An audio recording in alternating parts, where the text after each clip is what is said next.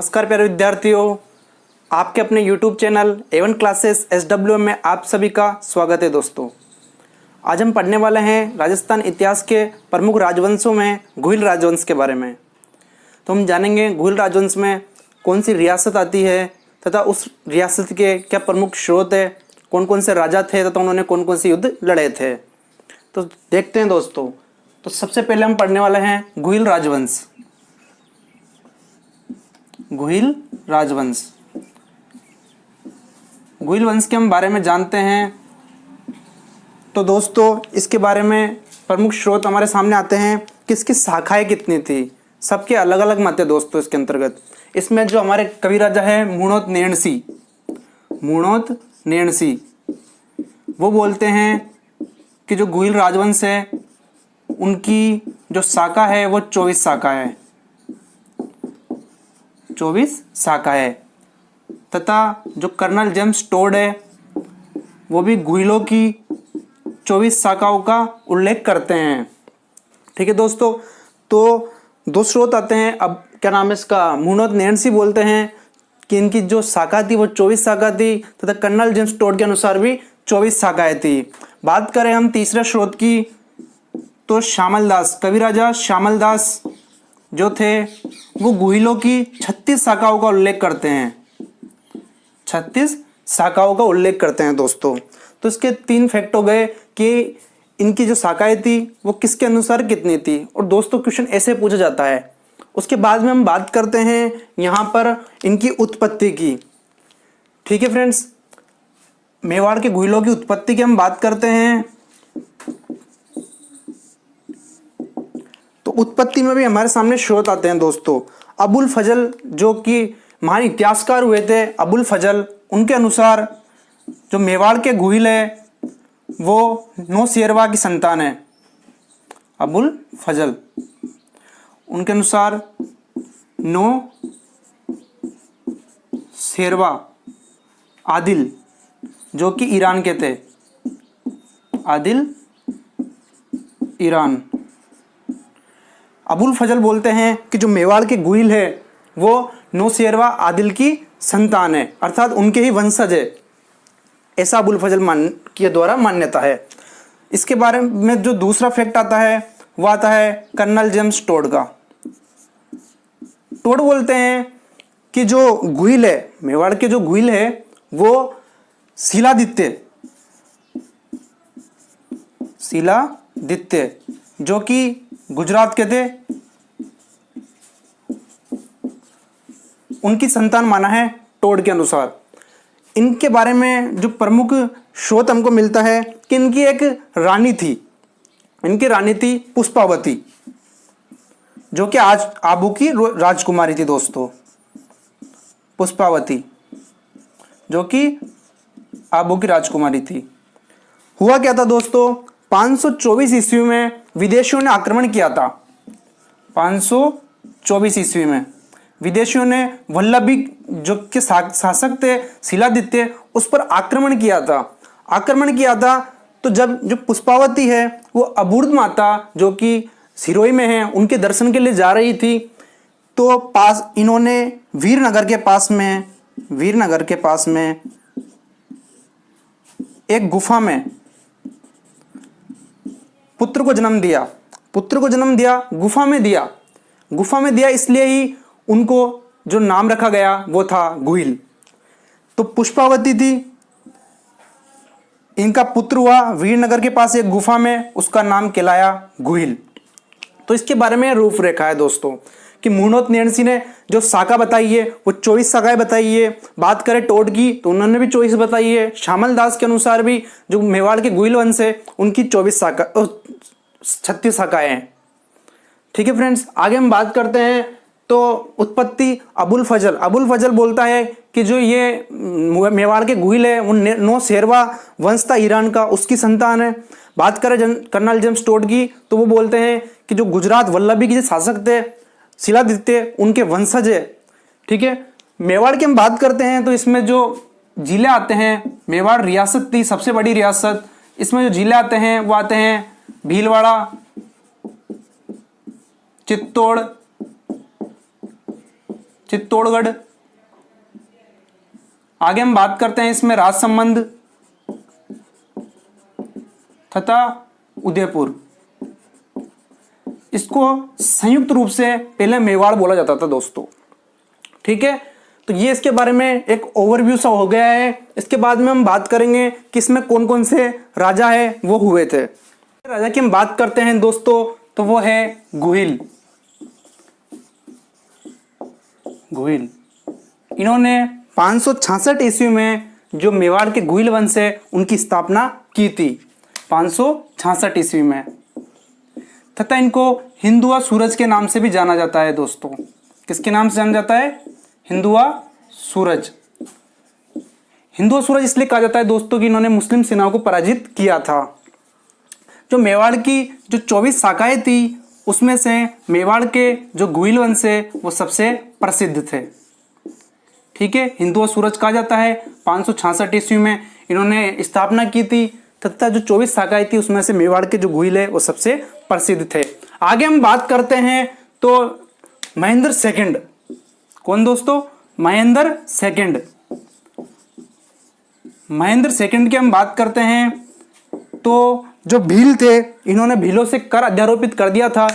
तो सन 724 ईस्वी में इनकी भीलों ने संगठित करके हत्या कर दी थी। 724 ईस्वी में भीलों द्वारा इनकी हत्या कर दी गई थी, भीलों द्वारा। ठीक है, इसकी जानकारी हमको देती है आगाटपुर प्रशस्ति। आगाटपुर प्रशस्ति जो कि 977 ईस्वी की है। 977 ईस्वी की प्रशस्ति है आगाटपुर प्रशस्ति। इससे हमको इसकी जानकारी मिलती है। बप्पा रावल के बारे में हम जानते हैं दोस्तों तो बप्पा रावल है, इनके लिए जो सीवी वेद थे, इतिहासकार सीवी वेद, चिंतामणि विनायक वेद, इन्होंने इनकी तुलना है वो चार्ल्स मार्टेल जो कि फ्रांस सेना का एक कमांडर था प्रतापी, उससे इसकी तुलना की थी। सीवी वेद ने इसकी तुलना की थी चार्ल्स मार्टेल से।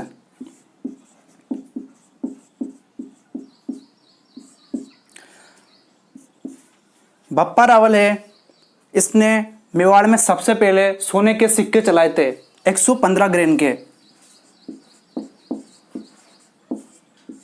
सोने के सिक्के जो कि 115 ग्रेन के थे। और प्रमुख बात हमारे सामने आती है जो बप्पा रावल थे इनके नाम पर ही जो पाकिस्तान का शेर है रावलपिंडी, रावलपिंडी का नाम भी इनके नाम पर ही पड़ा है दोस्तों।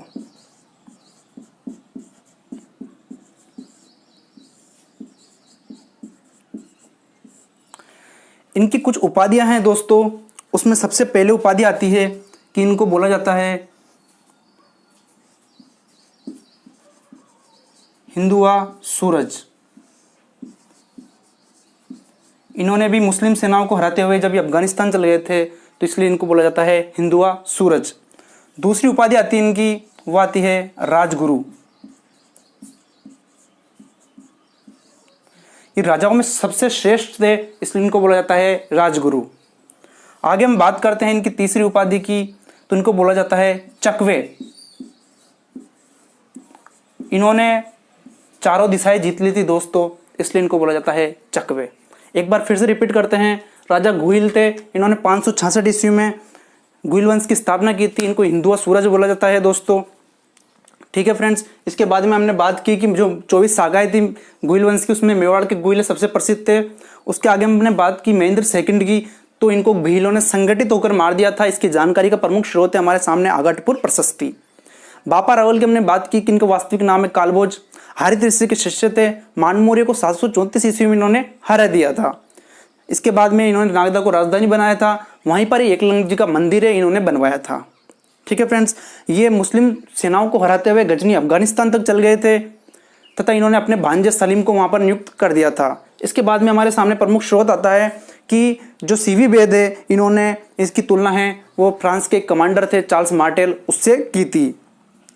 इनके बारे में रावलपिंडी शहर है उनका नाम भी इनके नाम पर ही पड़ा है। 115 ग्रेन की इन्होंने सोने के सिक्के चलाए थे, जो कि मेवाड़ में सबसे पहले चलाने वाले शासक थे। इनकी उपाधि आती है हिंदू, सूरज, चकवे तथा राजगुरु। पुत्र है वो है शेम सिंह। दूसरे पुत्र की बात करते हैं हम तो वो है राहब। शेम सिंह थे, इन्होंने रावल सागा की स्थापना की थी दोस्तों, रावल सागा। तथा जो राहब थे इन्होंने राणा सागा की स्थापना की थी। ठीक है फ्रेंड्स, रण सिंह, कर्ण सिंह आहोर पर्वत पर किले का निर्माण करवाया था तथा इनके दो पुत्र हुए थे, शेम सिंह जिन्होंने रावल सागा की स्थापना की थी, राहब जिन्होंने राणा सागा की स्थापना की थी।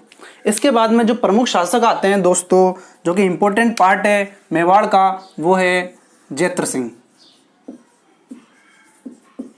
जैत्र सिंह की हम बात करते हैं दोस्तों, तो इन्होंने दिल्ली सल्तनत के साथ युद्ध किया था। दिल्ली सल्तनत के थे इल्तुतमिश। इनके साथ 1227 ईस्वी में, या फिर हम बोल सकते हैं 1234, इसके दो मत है दोस्तों। इसमें इन्होंने इल्तुतमिश के साथ युद्ध किया था तथा इल्तुतमिश को इन्होंने हराया था। और जब इल्तुतमिश हार गया था तो उसने नागदा को है वो उजाड़ दिया था, अर्थात अस्त व्यस्त कर दिया था दोस्तों। इसके बाद में जैत्र सिंह ने जो नई राजधानी बनाई थी वो बनाई थी चित्तौड़। क्वेश्चन ऐसे आता है दोस्तों कि चित्तौड़ राजधानी किसने बनाई थी, तो वो बनाई थी जैत्र सिंह ने। जैत्र सिंह ने चित्तौड़ को राजधानी बनाया था। इस युद्ध की जानकारी जो हमें देती है वो जय सिंह सूर्य की पुस्तक है,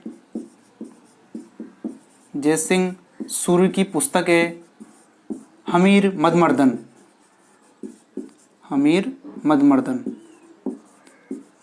इससे हमको भूताला युद्ध की जानकारी है वो प्राप्त होती है। इल्तुतमिश के जो काल है 1213 से 1250 ईस्वी का, 1213 से 1250 ईस्वी का, इसको मध्यकालीन मेवाड़ का स्वर्ण काल भी बोला जाता है दोस्तों। मध्यकालीन मेवाड़ का स्वर्ण काल भी इसको बोला जाता है। सन 1248 की बात है दोस्तों, नासिरुद्दीन मोहम्मद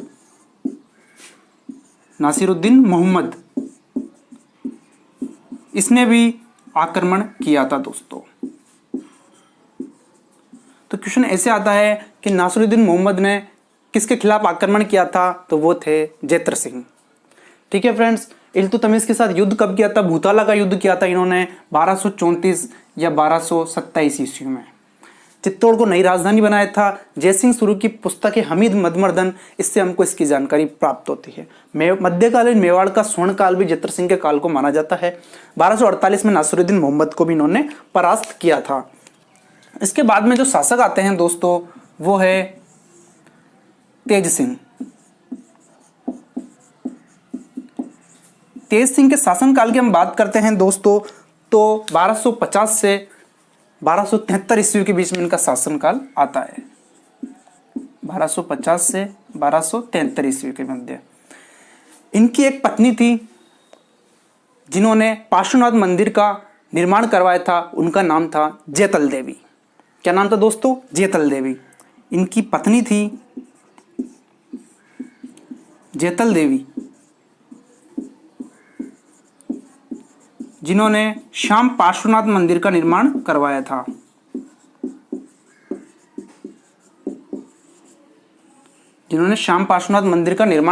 दोस्तों, इनके समय पर ही कमल चंद्र था जिसने एक ग्रंथ की रचना की थी, वो था शावक प्रतिक्रमण सूत्र चूर्णी। शावक प्रतिक्रमण सूत्र चूर्णी की रचना है वो तेज सिंह के काल पर ही हुई थी। शावक प्रतिक्रमण सूत्र चूर्णी, इसकी रचना है वो भी तेज सिंह के काल में हुई थी। दोस्तों, महत्वपूर्ण बिंदु हो रहे दोस्तों इसमें कि मेवाड़ है उसका जो प्राचीन नाम है वो क्या है। तो मेवाड़ के 3 प्राचीन नाम है। एक है वो है मेदपाट, एक है प्रागवाट, एक है सीवी जनपद। सीवी जनपद मेथ पार्ट है, ये संस्कृत भाषा में दोस्तों। प्रागवाट है, ये हिंदी भाषा में है। तथा सीवी इसलिए है क्योंकि जो हम पढ़ते हैं एंसेंट हिस्ट्री में, जो 18 महाजनपद थे उसमें जो सीवी जनपद है उसकी राजधानी मध्यमिका वो चित्तौड़ में स्थित है, इसलिए ये तीनों इसके जो प्राचीन नाम है वो है। ठीक है फ्रेंड्स, तो ये हमारे जेत्र सिंह के बाद में तेज सिंह तक का हमारे कार्यकाल हो जाता है। उसके बाद में हम समर सिंह, रतन सिंह, हम कल हमारी जो नेक्स्ट वीडियो आएगी उसके अंतर्गत हम पढ़ेंगे। तो बताइए दोस्तों कैसा लग रहा है आपको ये सेशन, तथा अपना ओवरव्यू जरूर दीजिए, तथा कमेंट करिए, शेयर कीजिए, तथा हमारे चैनल को सब्सक्राइब जरूर कीजिए। धन्यवाद दोस्तों।